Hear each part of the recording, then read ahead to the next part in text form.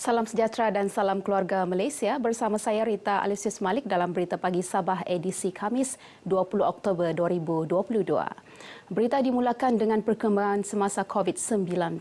Sabah meneruskan tren peningkatan kes harian dengan merekodkan 145 kes baharu semalam, 12 kes lebih tinggi daripada hari sebelumnya. 1 kes kematian dicatatkan di Putatan.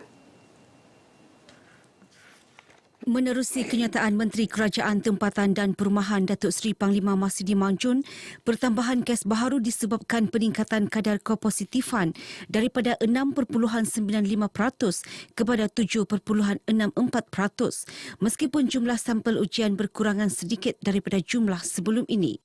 Kota Kinabalu terus menjadi penyumbang tertinggi kes baharu dengan 58 kes atau 40% daripada keseluruhan kes di Sabah.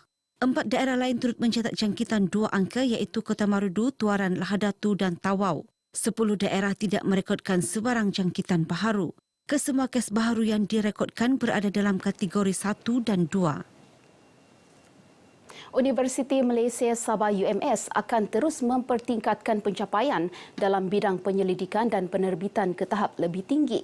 1,171 artikel jurnal berimpak tinggi telah diterbitkan setakat ini dan jumlah pencapaian itu akan digandakan bagi meneruskan agenda kecemerlangan visi pertama hingga ke-6 universiti. Naib Chancellor UMS Profesor Datuk Dr. Kasim Mansur berkata kecemerlangan universiti yang dilakal sebelum ini juga akan diteruskan. Antaranya melahirkan siswaza yang mempunyai keboleh pasaran pekerjaan melalui jalinan kerjasama dengan pihak industri serta pemegang taruh. Kita tahu kekangan untuk mendapatkan kerja ini bukan sesuatu yang senang ketika ini dalam proses ekonomi yang baru pulih daripada COVID. Jadi inilah cabaran yang sangat besar. Tapi dalam usaha ini, hasrat saya sekarang ini, perancangan yang terdekat ini ialah untuk mewujudkan engagement dengan industri. Beliau berkata demikian kepada media selepas melakukan kunjungan hormat terhadap Yang di-Pertuan Negeri Tun Dr. Johar Datuk Mahiruddin di Istana Seri Kinabalu. Kunjungan bertujuan memaklumkan Tun Johar mengenai Majlis Convocation UMS ke-24 yang akan berlangsung pada 10 hingga 12 Disember depan sekaligus menjemput Tun Johar yang juga Chancellor UMS sebagai tetamu kehormat majlis. Selain itu, kunjungan juga bagi memaklumkan anugerah penyelidikan yang akan diadakan pada 27 Oktober ini melibatkan 19 kategori anugerah kepada penyelidik UMS yang telah melakar kejayaan dan kecemerlangan dalam pelbagai aspek pendidikan serta penyelidikan. Penduduk di daerah Penampang diingatkan sentiasa mematuhi arahan pihak berkuasa termasuk segera berpindah ke tempat yang lebih selamat sekiranya berlaku banjir di daerah itu. Ia bagi mengelak kejadian tidak diingini berlaku. Jelas Ketua Polis Daerah Penampang DSP Muhammad Haris Ibrahim kerjasama semua pihak penting bagi memastikan kelancaran operasi pemindahan dan penyelamatan penduduk yang terlibat bencana. Kita kena ingat nyawa lebih penting daripada kita memikirkan harta benda kita di rumah. Kita tidak mahu penduduk Penampang ini bertahan di rumah sehingga ke satu tahap yang mereka sendiri tidak dapat kawal sudah, dan pada masa itu baru meminta kita punya pasukan penyelamat untuk menyelamatkan mereka. Beliau memberitahu sidang media di Penampang. Menurut DSP Muhammad Haris, sebagai persiapan awal seramai 50 anggota dan pegawai ditugaskan sepanjang monsun Timur Laut MTL selain 2 bot. Pusat Kawalan Operasi Bencana PKOB diketuai pegawai daerah Penampang dan Putatan juga berada dalam keadaan siap sedia. Turut dijalankan operasi simulasi latihan sebagai persediaan menghadapi MTL. 4 ahli Parti Pribumi Bersatu Malaysia Bersatu Sabah yang dikatakan bertindak keluar parti adalah tidak benar. Ketua Penerangan Bersatu Sabah, Khairul Firdaus Akbar Han mendedahkan keempat-empat individu terbabit juga menafikan keluar daripada Gabungan Rakyat Sabah GRS. Tapi yang paling penting seperti saya tekankan tadi, apapun keputusan yang kita bakal lakukan ataupun kita mahu lakukan, mesti membawa kebaikan kepada negeri Sabah. Beliau berkata demikian dalam sidang media di Kota Kinabalu. Sebelum ini tular di media sosial bahawa kesemua individu berkenaan dikatakan keluar parti menjelang pilihan raya umum ke-15 PRU15. Sementara itu, Adun Pitas Datuk Seri Dr. Rudi Awar menegaskan beliau kekal bersama JRS di bawah kepimpinan Ketua Menteri Datuk Seri Panglima Haji Jinor. Diri saya dikaitkan dengan mengatakan kita keluar daripada JRS, tidak tahu parti manapun disokong, dan saya tidak pernah jumpa sesiapa pun menyatakan bahwa saya tinggalkan JRS. Pada saya sebagai wakil rakyat, sudah pasti saya akan memastikan saya berada bersama kerajaan, kerana kita mau bantu rakyat. Datuk Rudi mahu pihak yang bertanggungjawab yang mengaitkannya dengan isu tersebut berhenti menularkan perkara itu. Beliau ditemui RTM selepas menyampaikan sumbangan kepada 52 ketua isi rumah yang terjejas kebakaran di Kampung Tanjung Kapur Kudat. Terdahulu, Datuk Rudi yang juga pengurusi JRS Parlimen Kudat mempengerusikan mesyuarat bersama pemimpin JRS bagi memantapkan setiap Dewan Undangan Negeri DUN dalam Parlimen Kudat bagi menghadapi PRU 15. Gerakan Kuasa Rakyat Malaysia G57 membuat laporan kepada Suruhanjaya Pencegahan Rasuah Malaysia SPRM bagi menyiasat kerugian syarikat Benta Edible Oil Sendirian Berhad, pengeluar minyak masak jenama BES yang mengalami kerugian RM6.7 juta bagi tahun 2020 hingga 2021. Pengerusi G57 Datuk Zulkarnian Mahdar berkata mereka yang menyebabkan kerugian itu perlu dipertanggungjawab kerana wang tersebut adalah hak milik rakyat Sabah. Kami minta SPRM, so SPRM saya fikir mempunyai pegawai-pegawai yang profesional yang boleh menyiasat. Kita serahkan dengan diorang.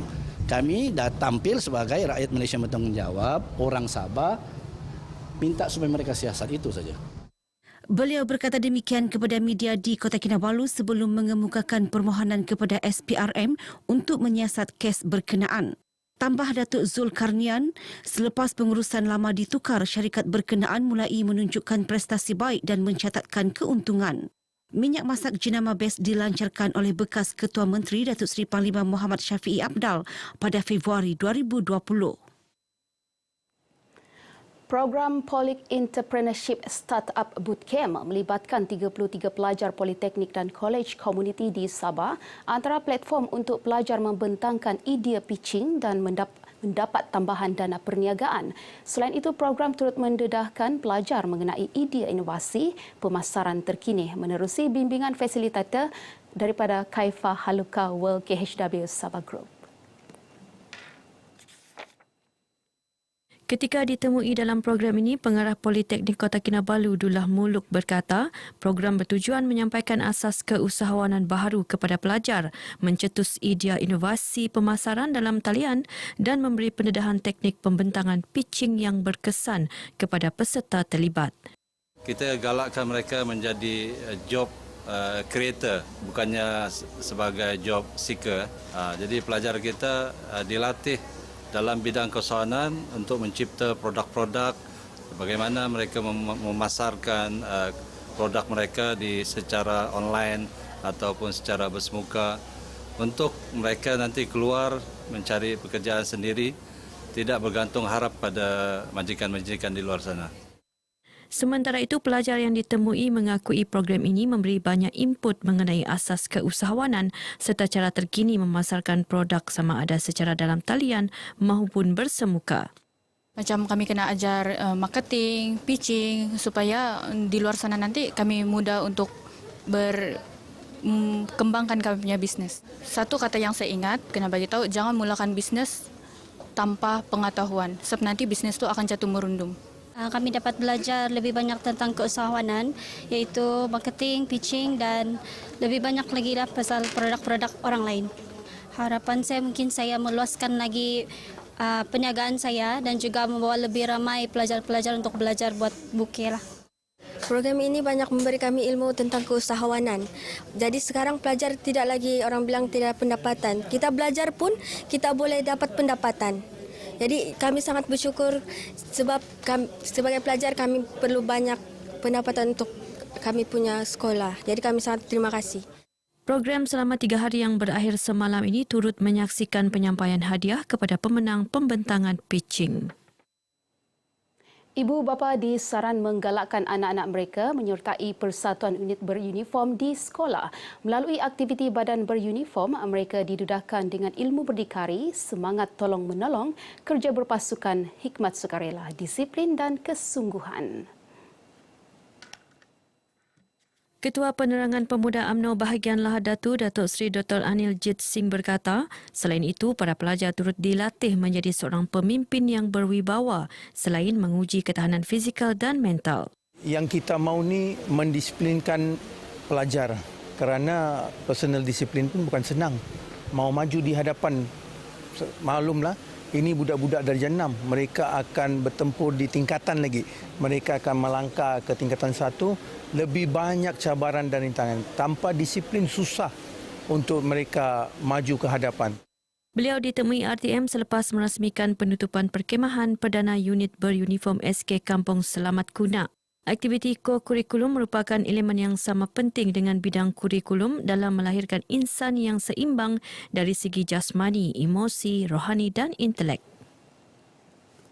Satu memorandum persefahaman MOU telah berlangsung antara Sabah FC dengan konsortium ejen pelancongan di Sabah bertujuan meningkatkan aktiviti pelancongan di negeri ini selain dapat bertemu bintang bola sepak pasukan Badak. Timbalan Pengerusi Pelancongan Malaysia, Datuk Seri Dr.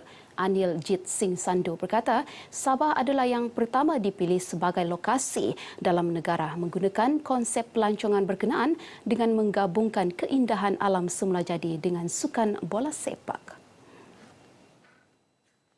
Mereka boleh bersama-sama dengan pemain antara tourism dan juga sukan. Kita collaborate together, diorang bolehlah bersama-sama pemain Sabah FC untuk menyaksikan perlawanan, travelling, staying together. Beliau berkata demikian dalam sidang media di Kota Kinabalu. Datuk Anil Jit turut yakin potensi pelancongan mampu meningkat dalam masa terdekat menerusi promosi dan usaha berterusan golongan korporat serta sokongan kerajaan. Sementara itu, Ketua Pegawai Eksekutif Sabah FC, Khairul Firdaus Akbar Khan, menganggap inisiatif itu berupaya meningkatkan populariti pasukan Sabah FC sekaligus menambah keyakinan pemainnya untuk mencapai lebih banyak kejayaan pada masa akan datang. Sekian berita pagi Sabah kali ini. Saya Rita Alusis Malik, salam hormat dan salam keluarga Malaysia. Sabah maju jaya, gabungan rakyat, peneraju hidup aman bahagia. Generasi Z, mari bangkitlah, kita bersama mencari teguh. Negeri Sabah bumi yang tercinta, tanahku pada darahku. Ayo kita jadikan negeri kita terus terbilang. Maju jaya dalam Malaysia dan seluruh dunia. Sabah